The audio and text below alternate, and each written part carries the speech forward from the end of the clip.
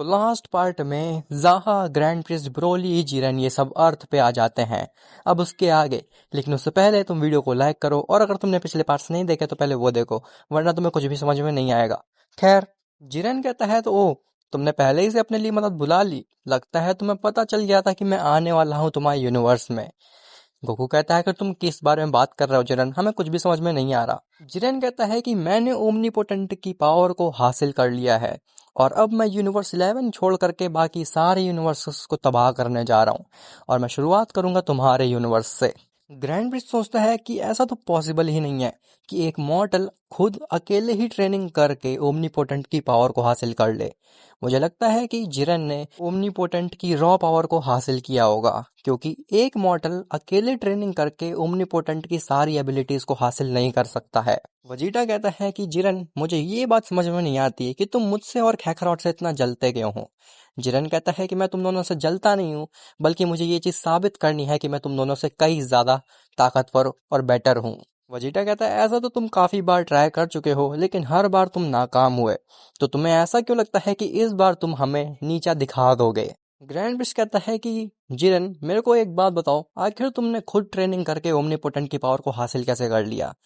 Jiren कहता है कि मेरे पास एक अल्टीमेट ओमनीपोटेंस फॉर्म थी, जिसके पास ओमनीपोटेंट के लेवल का पोटेंशियल था, जो कि मैंने अनलॉक कर लिया है।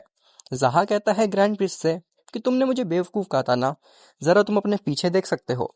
जैसे ही ग्रैंड प्रिंस पीछे देखता है तो ब्रोली एकदम पागल हो चुका था, क्योंकि ज़हा ने अपनी डार्क की मदद से ब्रोली के माइंड को मैनिपुलेट कर दिया, और अब ब्रोली गोकू वजीटा के बजाय ग्रैंड प्रिस्ट पे ही हमला करने लगता है। ज़हा अपनी आर्मी से कहता है कि जाओ और खत्म कर डालो इनके पूरे प्लेनेट को और इन दोनों को भी। जिरेन कहता है कि ऐसा करने का हक सिर्फ मुझे है, और ऐसा बोल के वो एक अटैक करता है और ज़हा की पूरी आर्मी ही खत्म हो जाती है।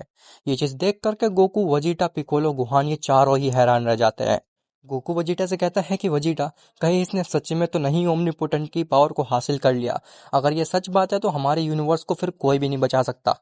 खैर, ग्रैंड प्रिस्ट सोचता है कि मैं चाहूँ तो ब्रोली को खत्म कर सकता हूँ, लेकिन अगर मैंने ऐसा किया तो हो सकता है कि गोकू और वजीटा फ्यूजन करने पे मजबूर ना हो।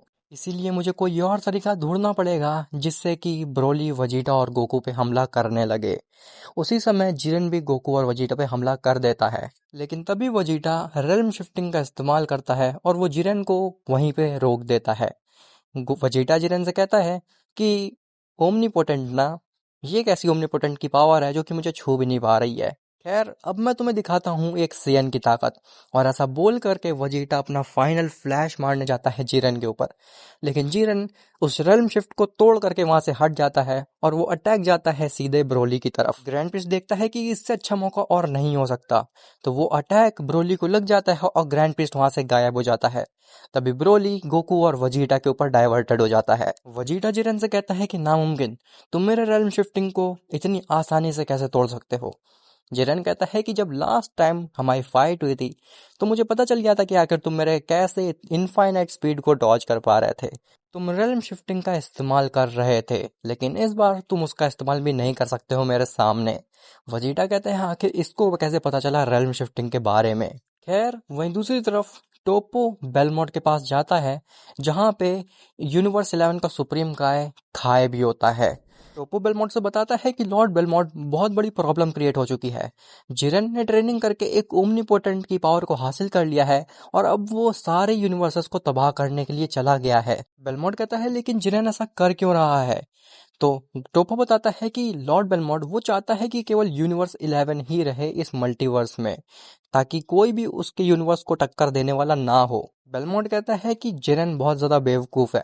अगर वो सभी यूनिवर्सेस में तबाही मचाने लगेगा तो लॉर्ड जेनो बाकी यूनिवर्सेस को छोड़ करके हमारे यूनिवर्स को खत्म कर देंगे।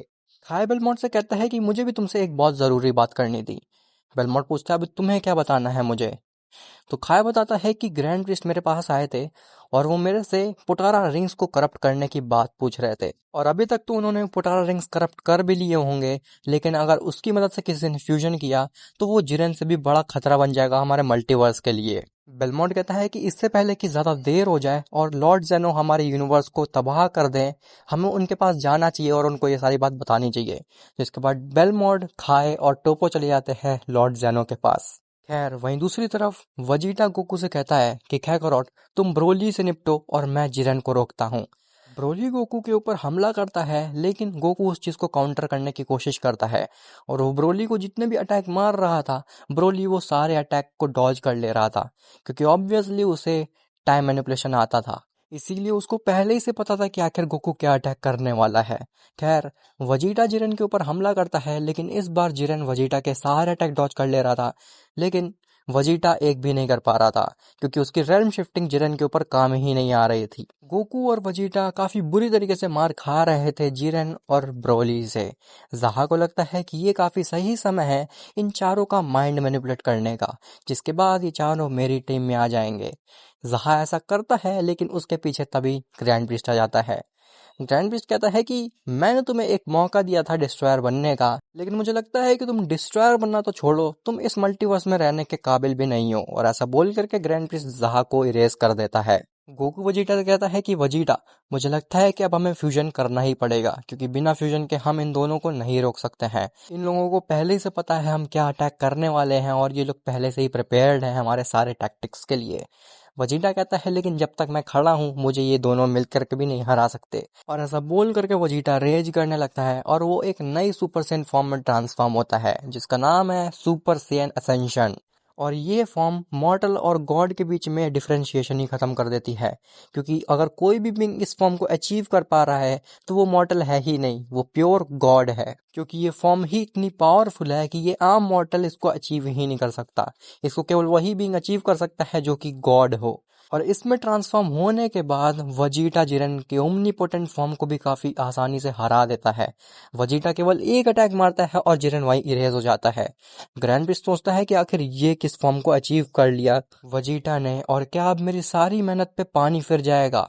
ऐसा बोलते ही वजीटा वापस से ट्रांसफॉर्म हो जाता है अपनी बेस फॉर्म में, और वो बहुत बुरी तरीके से अधमरा हो जाता है, क्योंकि ये फॉर्म को मेंटेन रख पाना उतना ही मुश्किल है जितना यमचा को ज़ेनो को हराना।